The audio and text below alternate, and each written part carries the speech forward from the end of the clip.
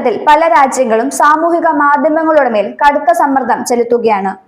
കൗമാരക്കാരുടെ social media ഉപയോഗം നിയന്ത്രിക്കാൻ ഉദ്ദേശിച്ചുകൊണ്ടുള്ള കടും വെട്ടാണ് വിവിധ സർക്കാരുകൾ നടപ്പിലാക്കുന്നത്.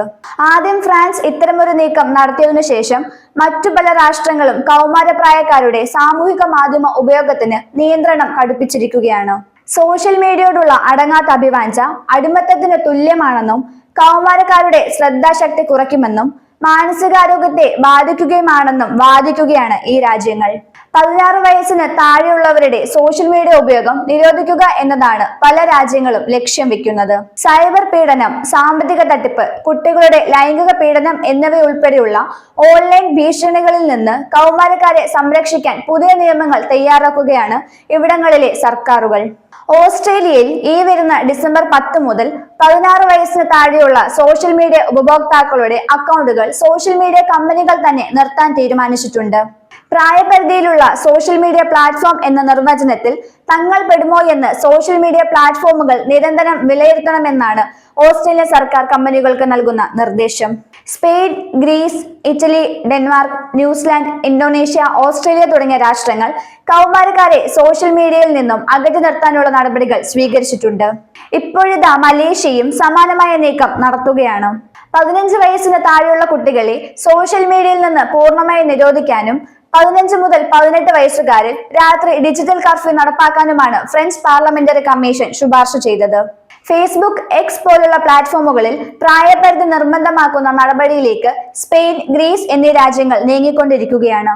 അതേസമയം ഇറ്റലി, ഡെൻമാർക്ക് എന്നീ രാജ്യങ്ങൾ പ്രായ സ്ഥിരീകരണ ആപ്പുകൾ ഉപയോഗിച്ച് പ്രായപൂർത്തിയാകാത്തവർക്ക് പ്രവേശനം തടയാനുള്ള സംവിധാനങ്ങൾ പരീക്ഷിക്കുകയാണ്. ന്യൂസിലാൻഡ്, ഓസ്ട്രേലിയ എന്നിവ ഇത് സംബന്ധിച്ച നിയമനിർമ്മാണം പരിഗണിക്കുകയാണ്.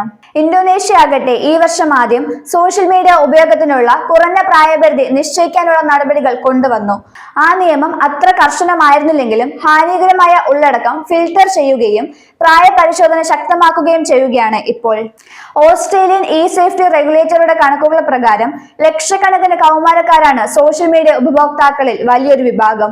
13 മുതൽ 15 വയസ്സുള്ളവരിൽ ഫേസ്ബുക്ക് ഉപയോഗിക്കുന്നത് 1,53,223 പേരാണെങ്കിൽ 3,51,135 പേർ ഇൻസ്റ്റഗ്രാം ഉപഭോക്താക്കളാണ്. അതേസമയം 16 മുതൽ 17 വയസ്സുള്ളവരിൽ ഈ സംഖ്യകൾ അതിലും കൂടുതലാണ്. ഫേസ്ബുക്കിൽ 3,01,831 പേരാണെങ്കിൽ ഇൻസ്റ്റഗ്രാമിൽ 7,37,845 പേരാണ് ഉള്ളത്. ഏറ്റവും ഒടുവിൽ ഈ നീക്കത്തിന് തുടക്കമിട്ട മലേഷ്യ ഓസ്ട്രേലിയൻ സർക്കാരുകൾ കൈക്കൊള്ളുന്ന നടപടികൾ പഠിച്ച് അതിന് സമാനമായ നിയമം കൊണ്ടുവരാനാണ് ശ്രമിക്കുന്നത്. അതേസമയം വിവിധ രാജ്യങ്ങൾ സമാനമായ രീതിയിൽ ചിന്തിച്ച് കൗമാരക്കാരെ തങ്ങളിൽ നിന്ന് അകറ്റി നിർത്താൻ ശ്രമിക്കുന്നത് സോഷ്യൽ മീഡിയ കമ്പനികൾക്ക് സാരമായ ആഘാതങ്ങൾ സൃഷ്ടിക്കും. ഒരു രാജ്യത്തു തന്നെ 16 വയസ്സിന് താഴെയുള്ള എല്ലാ ഉപഭോക്താക്കളെയും സോഷ്യൽ മീഡിയയിൽ നിന്ന് അകറ്റുന്നത് തങ്ങളുടെ പ്രാദേശിക പരസ്യ വരുമാനം ഗണ്യമായി കുറയ്ക്കുകയും റെഗുലേറ്ററി സമ്മർദ്ദം വർദ്ധിപ്പിക്കുകയും ചെയ്യുമെന്ന് കമ്പനികൾ ഭയക്കുന്നു. നിരോധനം കൗമാരക്കാർക്ക് ഒരു സുരക്ഷിത അന്തരീക്ഷം സൃഷ്ടിക്കുമെങ്കിലും ചിലർ VPN, നിയന്ത്രണമില്ലാത്ത ആപ്പുകൾ, ഗൂഢമായി പ്രവർത്തിക്കുന്ന ഓൺലൈൻ സമൂഹങ്ങൾ എന്നിവയിലേക്ക് ചേക്കേറാൻ സാധ്യതയുണ്ട്. ഇതു സംബന്ധിച്ച് ഈ രാജ്യങ്ങൾ എന്ത് നിയമ നടപടിയാകും സ്വീകരിക്കുക എന്നത് ഇതുവരെ വ്യക്തമായിട്ടില്ല.